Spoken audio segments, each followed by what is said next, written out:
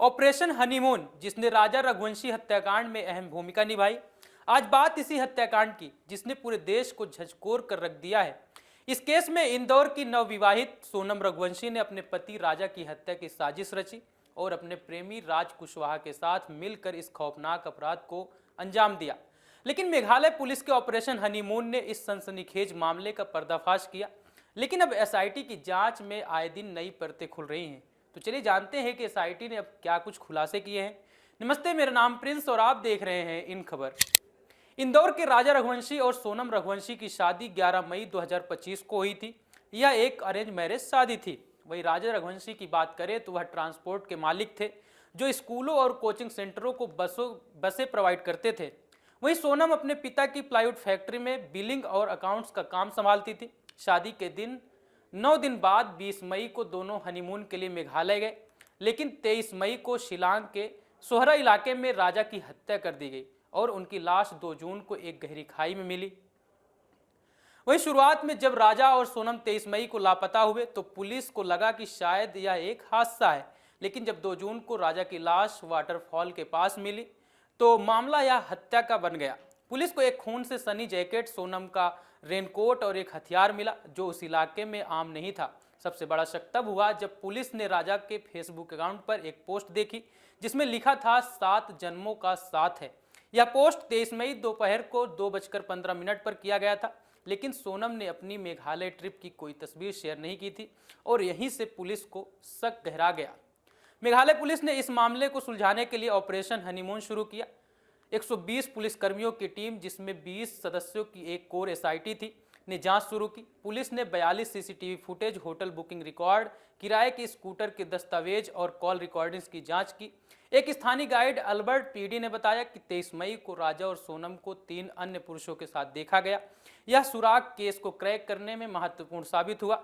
वहीं पुलिस को पता चला कि सोनम ने अपने प्रेमी राज कुशवाहा के साथ मिलकर हत्या की साजिश रची थी। राज कुशवाहा, जो सोनम के पिता की फैक्ट्री में बिलिंग डिपार्टमेंट में काम करता था, ने अपने 3 दोस्तों आकाश राजपूत, विशाल चौहान और आनंद कुर्मी को हत्या के लिए 20 लाख रुपए की सुपारी दी थी।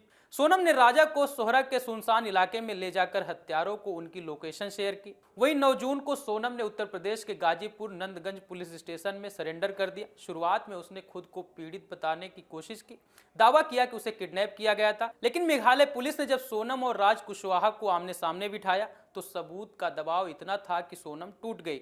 पुलिस ने खून से सना रेनकोट, आकाश की खून से सनी जैकेट और गुवाहाटी रेलवे स्टेशन के पास मिला हत्या का हथियार पेश किया, जिसके बाद सोनम ने कबूल किया कि उसने राज कुशवाहा और 3 सुपारी किलर के साथ मिलकर राजा की हत्या की साजिश रची थी।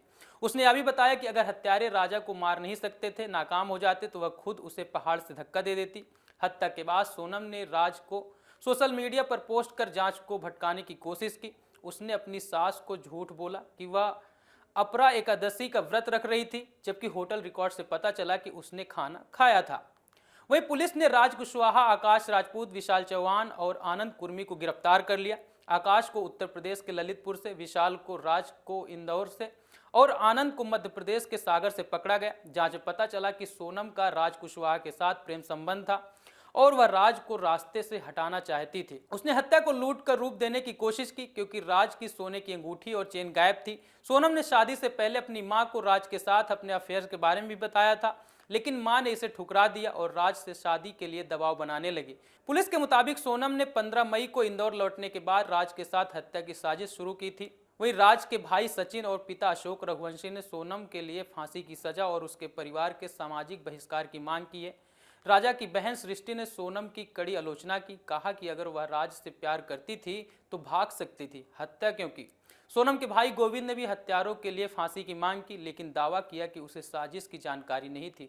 सोनम के पिता देवी सिंह ने मेघालय पुलिस पर झूठ बोलने का आरोप लगाया और झूठे केस बनाने का आरोप भी लगाया और सीबीआई जांच की मांग भी की। वहीं मेघालय हनीमून मर्डर केस कोई कहानी नहीं बल्कि एक सुनियोजित साजिश का नतीजा था, जिसमें सोनम रघुवंशी और राज कुशवाहा ने राजा की बेरहमी से हत्या कर दी। मेघालय पुलिस की त्वरित कार्रवाई और पुख्ता सबूतों ने इस केस को सुलझाया। यह केस हमें सिखाता है कि विश्वास और रिश्तों की नींव कितनी नाजुक हो सकती है। बाकी इस पूरे केस को लेकर आप क्या सोचते हैं, हमें कमेंट बॉक्स पर जरूर बताएं।